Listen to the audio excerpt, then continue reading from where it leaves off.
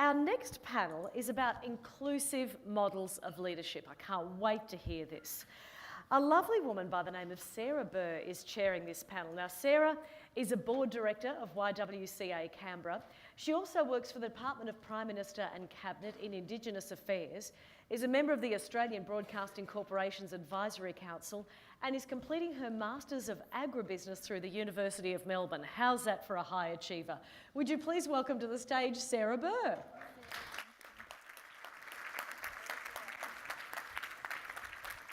Thank you. Thanks very much. Hi everyone. So the panel that we're running this afternoon is all about leadership for a new era. So we're going to be discussing how the societal, cultural and workplace expectations around leadership help or hinder women in their careers and leadership journeys. We're also going to discuss what different, more inclusive models of leadership could look like and how we might be able to get there. The three women on the panel are Tjanara Goreng. She's a Waka Waka, Woolly Woolly, Yankuchara woman.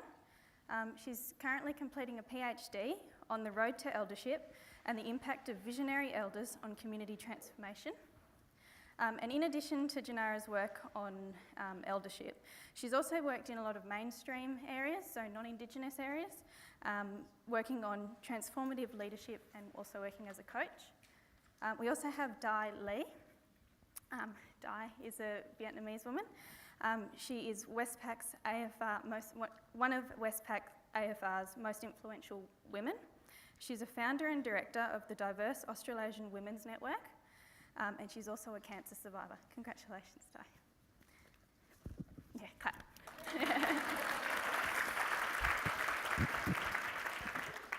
And finally, we have Rebecca Skinner. When I asked Rebecca what sort of important piece would you like me to mention about you, she said, just say I'm proud. And then she finished with, I'm a proud public servant. But I think she's more than that. So she has held several very high positions of leadership at the Department of Defence, which we all know is quite a male-dominated workforce. And she's successful in a whole lot of other areas of her life. She's a mother, a wife, and has achieved so much through her education as well. So I'd like to welcome the ladies up to the stage, and we've got a few questions to ask.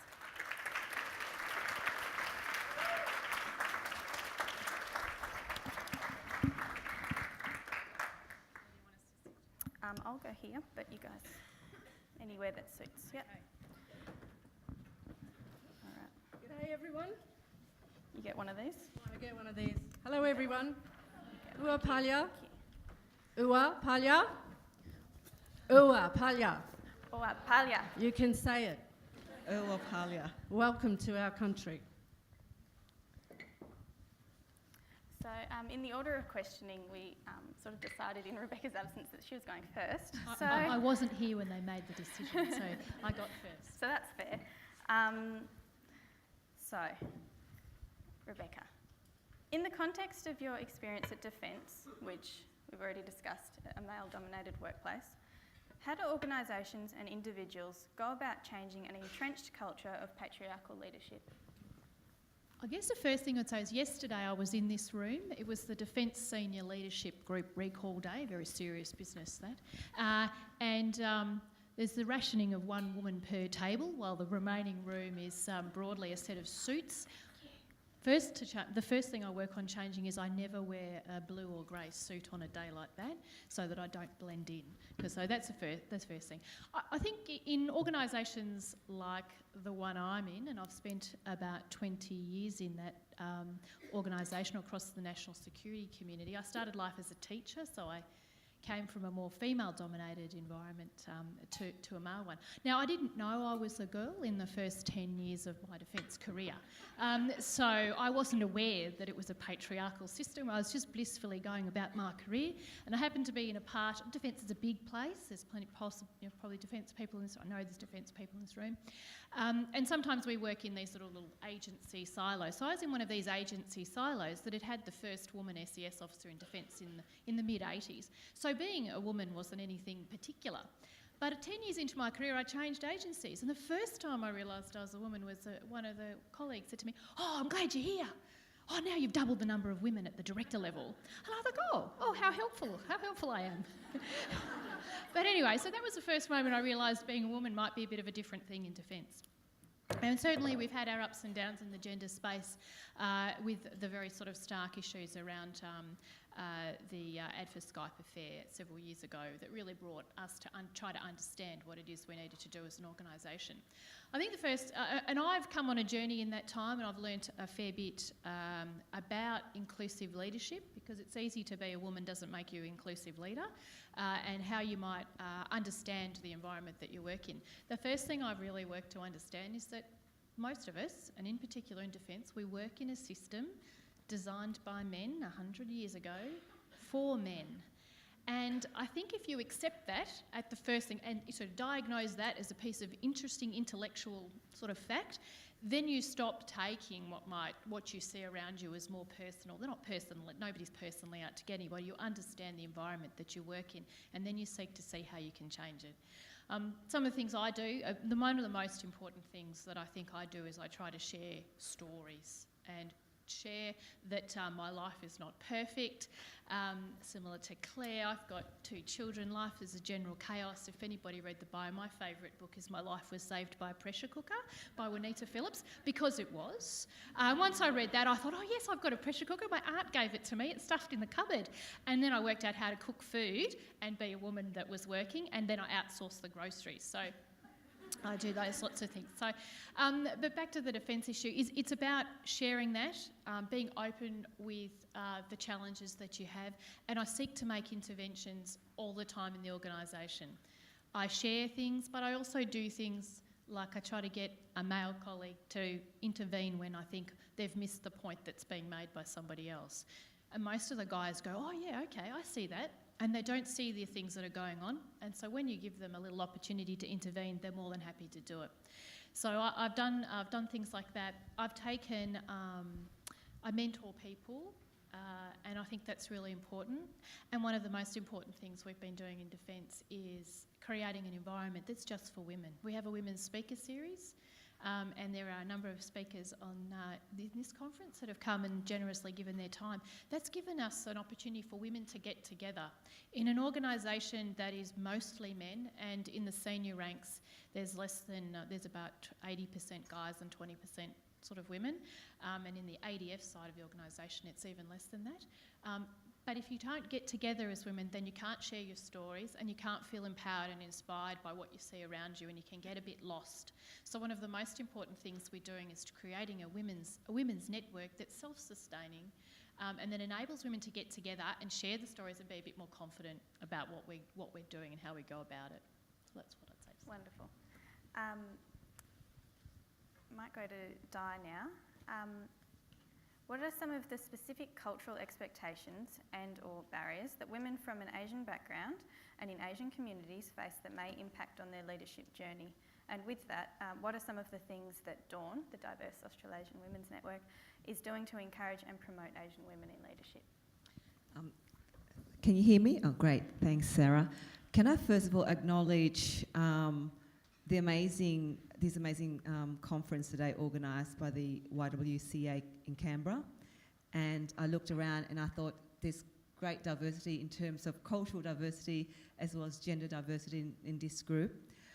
However, I think one of the missing,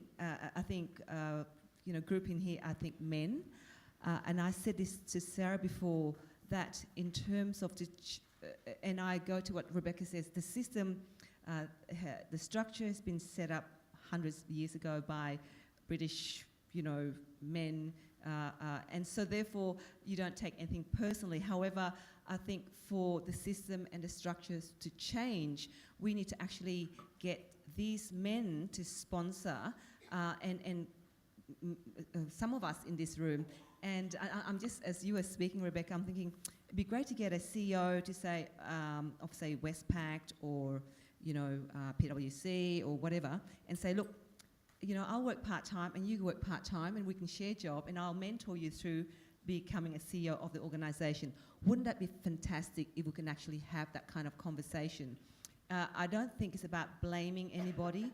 It's not about blaming the system. but it's about creating a conversation to I suppose, raise awareness and making people aware of the conscious biases that we often have, the people that we employ to manage our organisation, manage our business. And I was saying to Tracy Spicer before, because one of the things that Dawn, it was initially set up by a group of Asian Australian professional women who got together because they felt very stuck within their career path, because being Asian, we stand out to some extent, and to get promoted, to get recognised for what we do, it takes us, we have to work 3 or 4 or 5 times harder to be noticed. And so for me, one of the aims that Dawn is trying to do is to grow culturally diverse leadership and to have that conversation within mainstream institutions, from the media, from corporates, as well as government. Claire, I know what you mean by the lack of heart in the political world, because I came here as a refugee, a child refugee, escaped a war-torn Vietnam, and I've been thinking lately, came here with one bag with my mother, single mum. And so you grew up in a housing commission household, had nothing. I never thought about becoming a leader at all. It just wasn't something that I identify myself with. I just thought I had to fit into a society at the time back in Australia was just came out of the white Australia policy. So, but one of the things that drove me was that how I can contribute back to Australia and be part of this society, because English wasn't my first language. I had to learn that, and I. Luckily for me, I stumbled into journalism, where I spent at the Australian Broadcasting Corporation. And like you as well, Rebecca, I didn't realise that I was the only Asian Australian face within the organisation that was quite male Anglo-dominated. I just thought, oh, well, that's fine. I'll just work very, very, very hard. And I finally, managed to get onto Radio National and became a broadcaster. I've made television documentary and all of that. And again, my background, my heritage had nothing to do with it, I thought. But looking back, and then I stumble into politics. Again, my God, full of men, and I'm thinking, and again, also white Anglo-Saxon male. So it was, who was it that used the term male, pale and stale? Let's see, I don't think they're stale, they're just male and pale, and we just need to actually get them out into the sun a little bit more and get to see the sunshine and hear Claire sings, and then get them to be warmed up and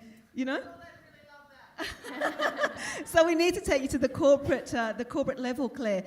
So for me, it's about having the conversation and then going into those kind of institutions and making them aware of it, because I think they're not aware of it.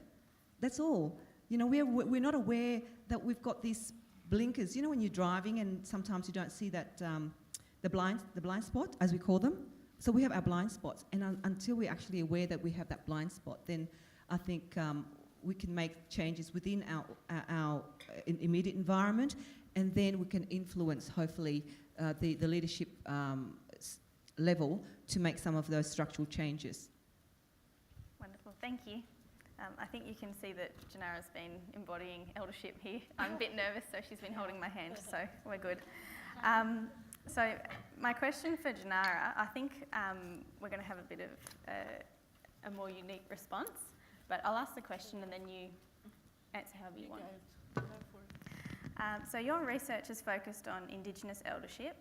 What is eldership and how does it differ from leadership? And what can we learn from the concept of eldership that might enable a more culturally inclusive view of leadership in communities and workplaces more broadly? That's a deadly question, right? Let's see if I can answer it. I reckon you probably can answer it better than me. So this is what my auntie, who's one of my elders, who's gone now, this is what she wrote many years ago, so I'm going to read it to you because I reckon it's all about you, mob. I'm stepping out, don't mess about. Don't tell me to be patient. I've been wedded, enslaved, whitewashed and saved. But now I'm liberated. I've been patted, moulded, shaped and scolded, and I learnt real fast how to please them. I yes-sir'd and I no-ma'amed. I was cursed and I was damned. And all for no good reason. I've been put up and I've been put down. Treated like I wasn't human, just a puppet, a token. But I heal my hurts, cause for the better or for the worst. This woman's got spirit. She says black woman, but I reckon it's all of us. That's never gonna be broken. Been labelled all my life. Black, white, miglu, gaba, women, mother and wife. And their labels form the bars of my prison, but I gotta set myself free, because this is the person who's me.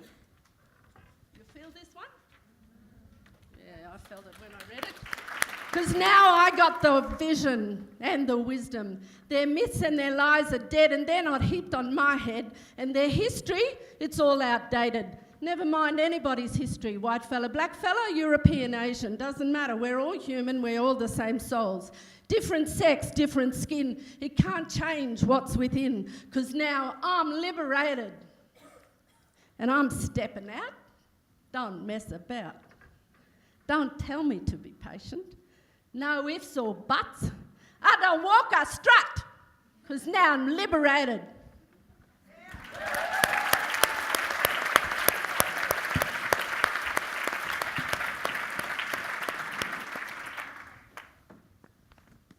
Sister girl, up the back. Thanks. So I'm just going to tell you a little bit about blackfella way. A new war mob came to our country. Either you were born here or you were bought here. And in our law, you're our brothers and sisters. Because your spirit, your kurumpa, your soul, it came to this country to be on our land for your spiritual purpose. Doesn't matter what it is. Might be to be a doctor, might be just to be a monk. But doesn't matter. When you come to our country, our job is to look after you and take responsibility so that you can achieve whatever it is you're meant to do in this world and in this life. So we take this responsibility very seriously. Many Aboriginal people don't grow up learning this business because you know the history. However, those of us who are elders and teachers and traditional owners and law keepers, we share this with everybody, with all our mob and all of you, so that you can learn how this way is true to our country. And this is why when that mob came in 1788, what was this country looking like? You all went to school, I hope. What this country was looking like was pretty nice. Yeah? Plenty of rivers, lots of green trees, plenty of food, plenty of animals, pretty good place. Not many people had come here and destroyed it, and we looked after it for a really, really long time. So you mob now have the benefit of learning and enjoying, of living and being with us on Nunjanatia, the country you call Australia, which we call our mother, Nunjanatia.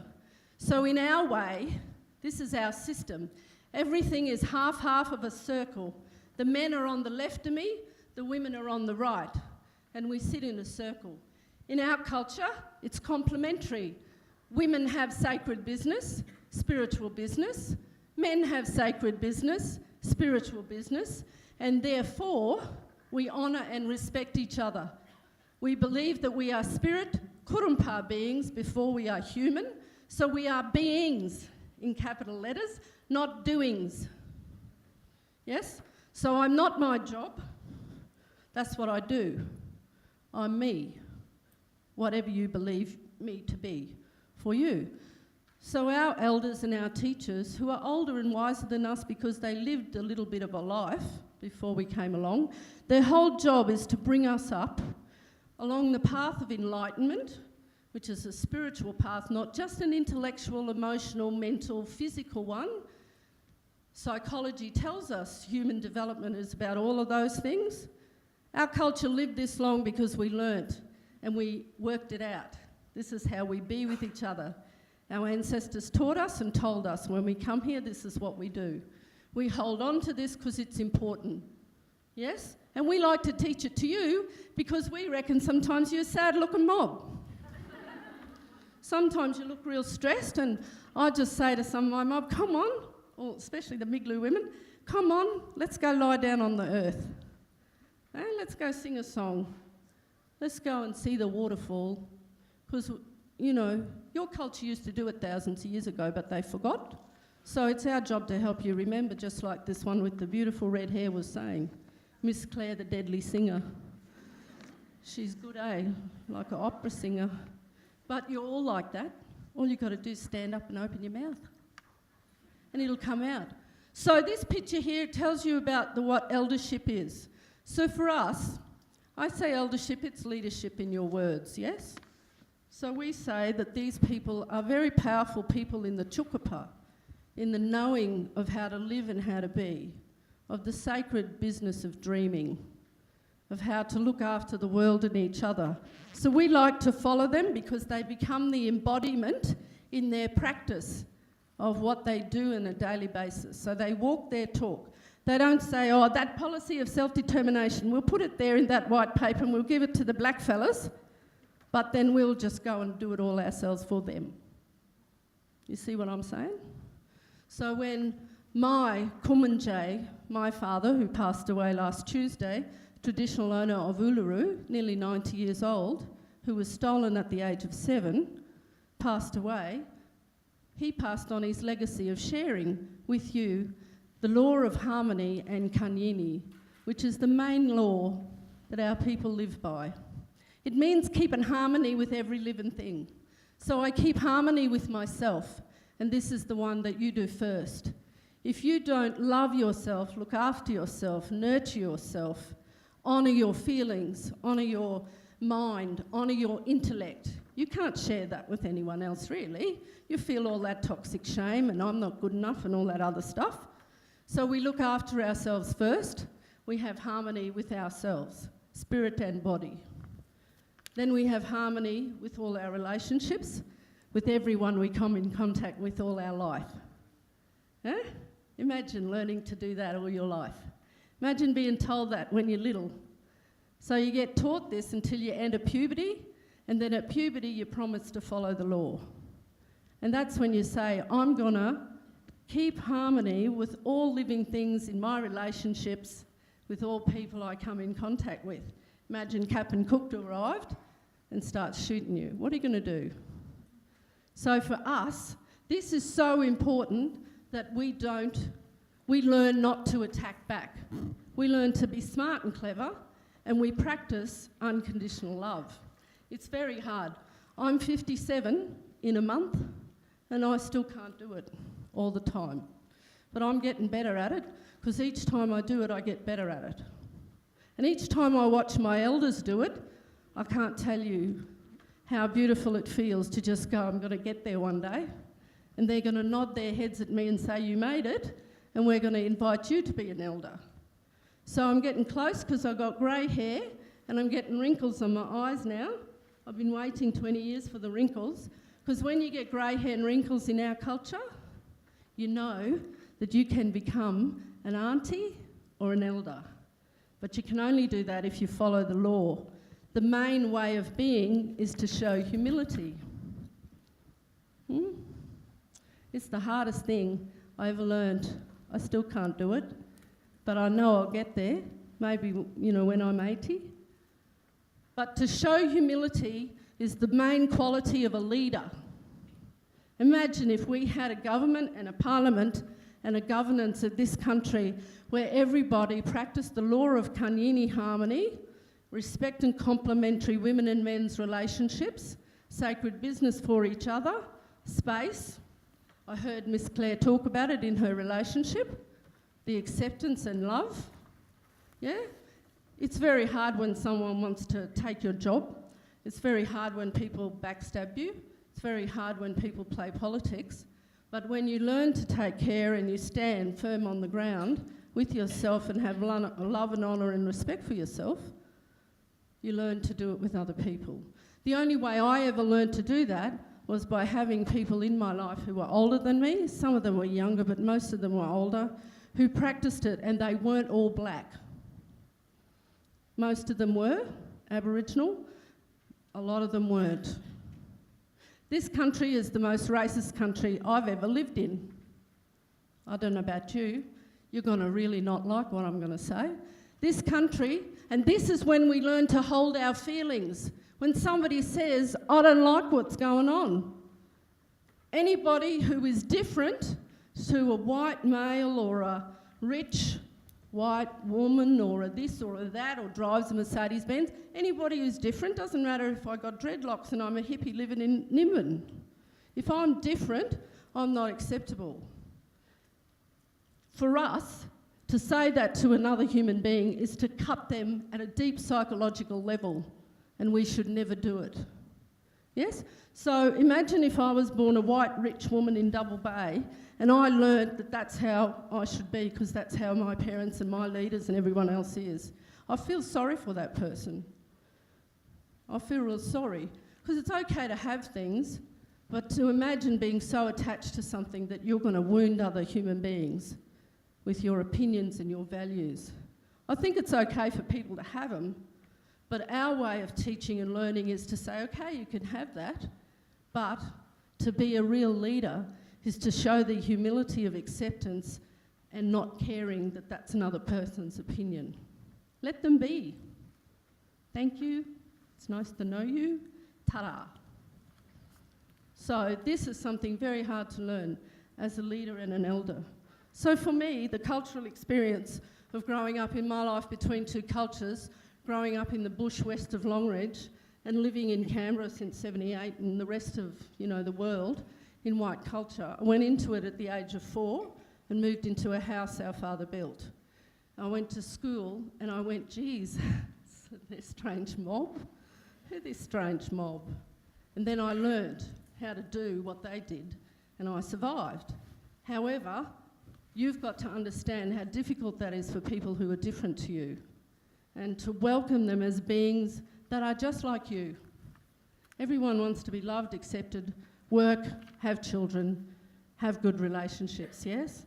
If we don't deal with the separation in Australia, will we ever create a non-conflictual society? It's possible because we had it before you all came. And if you don't believe me, read all the research, because it's true. So I would like you to have that here in our world. Have that here in your world, in Australia. Yeah? And just all it requires is for me to make a difference and change myself. So that's what I'm offering you. I hope you didn't feel like I lectured you, because I can be a bossy black fella. But I really enjoyed being with you all, and it's nice to see you all. How fantastic a room full of beautiful women and men. Uapalya. Now I'm going to sing you a song. Is that all right, Sarah? Yep. No, go for it. All right. I'm going to say this one poem, then I'm going to sing you a proper good song for you to take away to make you feel good, because I know I said something real hard there. So, female of the species. My Auntie Maureen wrote this too. She was a deadly elder. Whoever said I can't fly, why sisters, I can, can't I? Whoever said that because I'm a girl, I'll be moulded and scolded by a sexist world, told me I could only be a mother, said I can never do things like my brother. Well, here's mud in your eye, 'cause sisters, I can, can't I? Why sisters, you told me I could be free, showed me I could be what I wanted to be, showed me I could be what I wanted to be, and told me that I could liberate myself, that I need never be left on the shelf. Why I can spread my wings and fly away from the depths to the heights any night and any day. Why the whole world is within your reach. The whole world is within my reach. I can learn or I can teach. Why I can dig ditches or write professional thesis. 'Cause why? I'm the female of the species. And I've rewritten the story of plough and glory, the wonder of being and the joy of seeing. In every direction is my reflection, in a million women's faces. And I found my place in a million different places for a human being, the female version. And you know what? I couldn't have happened to a nicer person, because I like what I see when I look at me, and I don't have to be what I used to be, and I can be whatever I choose to be. So you can throw out the book on your sexist thesis, because why? I'm the female of the species. And now I'd like you all to close your eyes, because I'm going to sing you a sacred song. So for my sister here, Sarah, who's a young woman, and I'm her auntie because we discovered we're related when I met her today. And this is for you. This song was written by women many thousands of years ago, and they passed it on down to us women. So we sing it now because it's really important. It tells the story of how people began to create a world where there was negativity and dissension, conflict and violence. And Bayami, the higher being, whatever you call it to be, came down from the Chukupa and cleansed the world with a big rain and washed away all the negativity and people breaking the law, people hurting each other. And in that washing away of the rain, the goodness grew and people came back as they should be, following the law, loving and caring and sharing. So Napaji Napaji to you, Uapalya, I give you this sacred song. Please don't remember it, ever repeat it or sing it, because it's only for those who've been given it. Please close your eyes in honour and respect to the Wick women who wrote this song many thousands of years ago. It also is a medicine song, and it takes away any blockage inside of you that might not allow you to be who you're really meant to be.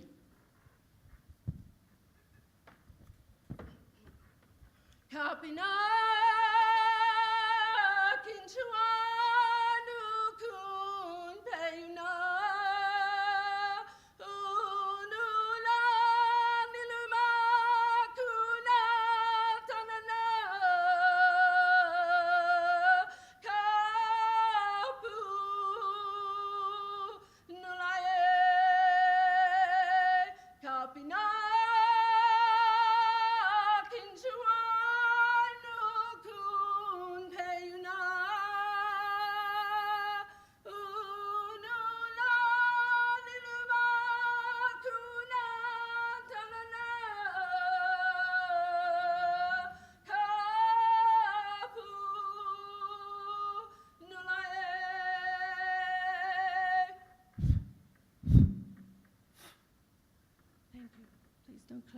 Uapalya. Uapalya. Thank you, Auntie. That was beautiful.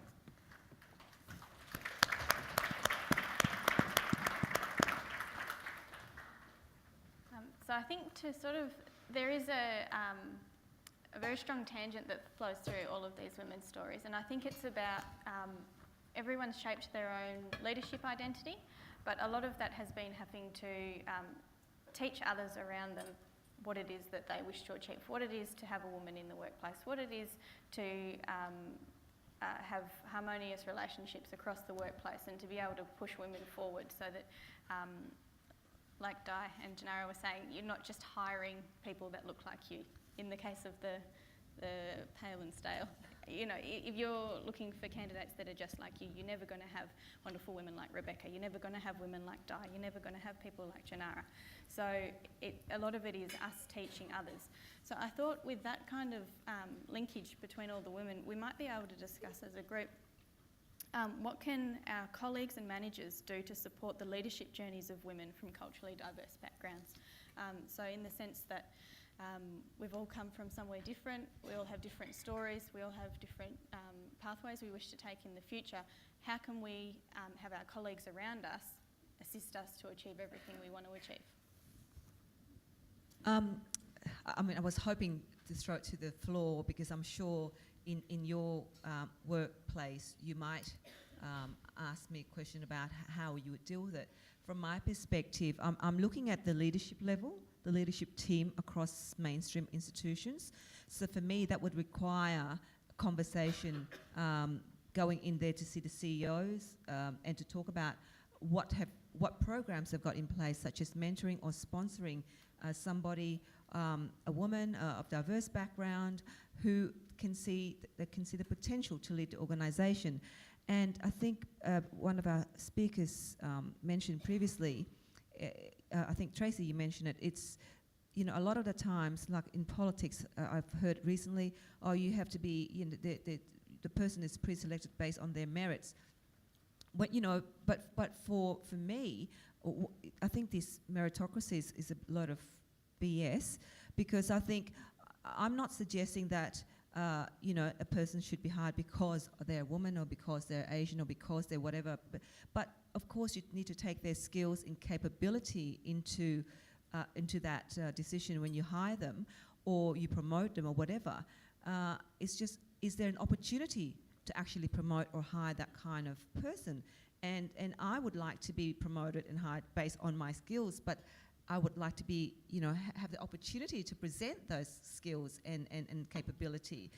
And if I don't have that, if what they've described in a report by the Diversity Council of Australia as the bamboo ceiling for us, and I think, well, I have to break through the bamboo as well as the glass. So we've got two ceilings to overcome. Bamboo, as you know, is a plant that's grown throughout Asia. For me, I think bamboo is actually a flexible plant because in Confucius thing is, bend like the bamboo, because the bamboo can kind of, withstand the storm and the wind and whatever and still grow very strong. So I think there's a great thing there. But it's really, as you said, Sarah, it's up to us all as individual to I suppose, be conscious of the blind spots that we have when we deal with individuals, be it a woman, a man of background, disability, Indigenous, whatever it is, actually to be aware of the people that we're dealing with. And for me, like what you said, Claire, I want to put the heart back into a lot of what we do, because we actually, a lot of the time, our systems and our structures operated and set up by men, so therefore it's very much the heart is taken out of the whole decision-making process. And sometimes we can't be emotional. In business you can't be emotional, you have to be pragmatic about it. But sometimes you need to have humanity. And I always believe there's a greater goodness in humanity, and I believe there's a greater goodness we can pay it forward. So, at the same time, as Kate Carnell said, it's business. You need to make sure you can create employment, you can create, sustainable, it's innovative, so that our country and our society can grow. Especially in the global context that we're living in as well. We're no longer isolated, even though we're in the arse end of the world. We're no longer isolated because we are so interconnected with the rest of the world. I'd add a couple of points. One, in an organisation like mine, it's heavily male dominated, but one of the things that we have worked hard to do is to actually make the tangible business case for the diversity. It might seem self-evident that diversity would give you a better outcome than sort of the white Anglo-Saxon male dominating the scene. But it took us a while in our diversity journey to try to start to make that case. Because the case, especially in Canberra, in a public sector type of context, is around this concept of merit, and therefore everything is merit-based. Of course it's merit-based, only if you unpack that, there's something wrong with the way we're applying merit when in our organisation, for example, most of the population of APS 6 level officers, about 60% of APS 6s are women, and about 25% of the SES Band 1s are women. So something happens with our merit process, because I don't think anybody accepts the fact that an APS 6 woman and an APS 6 man are necessarily different as a cohort. So we do something in applying our system that limits the prospects of diversity, both in a gender but also from culturally and linguistically diverse backgrounds, Indigenous backgrounds and disability. So trying to make the business case is really important, and then understanding the bias that is part of your recruitment and your retention processes and your promotion processes to make sure that you're trying to really unpack merit and make sure it's truly merit-based. And that is one of the really challenging things. I had not ever heard of a bamboo ceiling before. I thought I had experience, so I thought I'd reached a glass ceiling in my organisation about a couple of years ago. But anyway, I got the stiletto heel and I gave it a bit of a tap, and I managed to go through following up behind Carmel McGregor. So that was okay. But I think it was a rather tough article written in the Financial Review. One out, one up was what they'd said when I was promoted in the organisation. But anyway, one is better than none was the way the article concluded. So I think it's unpacking bias, it's unpacking merit, and it's really making that actual tangible business case, which has been well made through the GFC. That people with more diverse boards, actually their companies performed much better. because I think this morning, I think Kate Carnell was saying we need the data, we need the statistics and all that stuff to back, and I agree with that. But then I think to some extent, sometimes it's hard. Who was it that says, previously one of the speakers was saying that Stephanie was talking about, when you want to the impact, if we to $20 to match, we can buy a cow. Well, it's hard to actually show that impact immediately because there hasn't been that focus on it. But the other thing I'd like to add to that as well as Rebecca is I went to a women's sort of conference in Sydney, and some of the issues that were raised is about the other women who have already made it to the top, and that those who've, and of course there are very few, but they there's this effect, something around the skirting. Is this a term? I don't know, because basically once they go up to the top, then they won't put a ladder up behind them. So therefore, the women below cannot actually hang on to their skirt.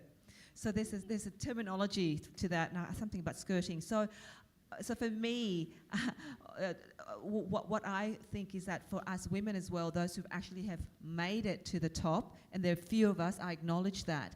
But I think to be conscious of those who still there as well, and that we can actually reach behind us and lean down and pull up. That's very, very, very important. But like I said, go back to what I said at the beginning, to also have those male sort of models or sponsors who actually also champion our cause. And I know that in Sydney, and I'm sure Elizabeth Broderick have been championing this, is the kind of male champions. Now, I don't know how effective that is. I think it has to go beyond conversation. It has to actually getting those men going to the CEO Institutes, going to the Australian Institute of Company Directors, who I believe, John Brogdon has just come out recently to say, look, we need to increase, set a target of 30% of women on boards. And I thought to myself, does that mean that we all now have to, those of us who want to get on board, have to do an extra, have to do the course? Because in order for you to get actually onto boards, you have to do the AICD course. So, but if that's what it takes to be on board, then yes, we'll do that. So he's pushing for that, and he's also pushing for diversity on boards as well. It's still a long way, but if we need more of those kind of conversation and push by the men who are currently in control of the system, and the few women on top to come together and actually make it happen. So for me, I think listening to you two and everyone else before, and lots of other people in our country, we need to change the whole system of what happens in our country, and I think we're already in the process of doing this. There's a lot of people who want things to be different. We've had thousands of years of all the isms, the classism, the ageism, the racism, the whatever ism, and we live in a system that has established this over a very long period of time. For me, there's lots of conversations now about doing things very differently. You see, you're all sitting at round flat tables, aren't you? Are you sitting at round flat tables? Yes, so it's not a hierarchy, is it? No. And so for me, having circles where people have conversations, and I'm talking figuratively now, if you have flat structures, everyone's included. If you sit at a round table and you look across the table at someone you don't know, that person's still included on that table, and you begin to have conversations in circles because you have to talk to the people in those circles, and you're exposed in those circles with everything, your ages and your classes and your whatever, doesn't matter. For me, I'd like Australia to be rid of all of that rubbish. I don't want any man to tell me, or any person or any woman, or any child or anything, other than my ancestors and my teachers, that I have to now go do a course in order to get on a company board. I've done that course, it was very boring. And I didn't mind being on lots of boards when I was a young girl because I was trying to learn a lot of stuff. But I had to bang my head a lot, and I'd go home and bang my head a lot against the wall at home and go, Jesus, what am I going to do now? How am I going to talk now? So I really feel like moving into a new era, And none of us really know what that new era is, but I reckon that if in your heart you want something that's special and important for you and everyone else, and it comes from a good place, you know, a place of no greed, no ego, no attachment to things or anger or violence, then that's only got to be a good thing. And so I'd like to work together to create a country where I can look at you and you can look at me and I can look at my sisters here and my brothers wherever they be and my daughters and children and everybody and go, yeah, we're creating something together here. I love all that talk about collaboration and teams and da-da-da-da-da. But when you live in a hierarchy and a patriarchy for thousands and thousands of years, where war is the common goal for achieving what you want to do, and we all just go to war and fight, because, you know, I've got to one-up this mob and we got to one-up that mob, and let's have their country and their country. Just look at the history. You know, let's go up a higher level and start thinking about making something really deadly. Let's have a system where we can actually say, yes, we'd like to follow this person because they've got good values and qualities. And I'd like to work with this lot of people because they're trying to make a difference to the planet, to the relationships. You know, we all grow up in dysfunctional families. 100% of the world is dysfunctional. That's the way it is. And it's time, you know, it is a good time. I can't change a dysfunctional world, but I can change myself. And I can make relationships with people who also want to do that change. And so if a man says to me, you can't be on this board, I'll just go for a walk somewhere else, walk about, and go find something else I like doing. So, yeah, for me, that's what I'd like to do. That's what I'd like all of us to do. Thank you. I'd like to throw to the floor now. If we've got time for one, maybe two questions, if there's anyone with something that they'd like to ask. Up the back. We've got a microphone. Back corner.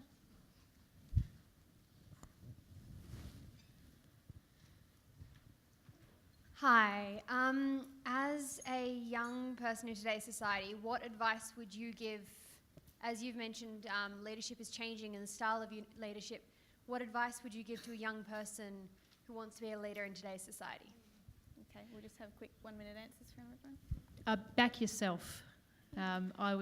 We are terrible at, I think Claire covered as well, we don't back ourselves and we doubt ourselves. We spend an enormous amount of energy doubting ourselves.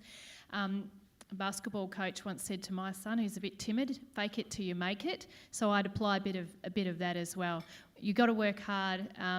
You've got to be a bit resilient in the world, but back yourself and keep trying. That's what I'd say. And find some mentors and somebody who can give you some advice on the way. I was about to say, having a mentor is great. I think looking for the right mentor. When you meet back, I'm believing yourself. Yeah, I think, yeah, for me, I was going to say believe in yourself. And know that sometimes, you know, if you want to, now that you're in this position of leadership, you think, well, you have to actually sometimes just go out there and give it a go. And even if you fall, I said this to my 11-year-old son, if you fall 7 times, you stand up 8 times. So that's just what you do, yeah. It's really nice to hear wise stuff, isn't it? Especially when you're a young person. Live in the moment. Do all the things these girls next to me said, these women, and everything else you can find that will be useful and work for you. Know who you are and be a deep being rather than what you're doing. You know, you're not the receptionist at the doctor's studio. You're a being who has incredible values and qualities and experiences. Find out what they are and use them and go where you want to go. Well, I think we might wrap up there. I don't want to stand between you and lunch, but thank you very much, everyone, and thank you, ladies, for your excellent contributions.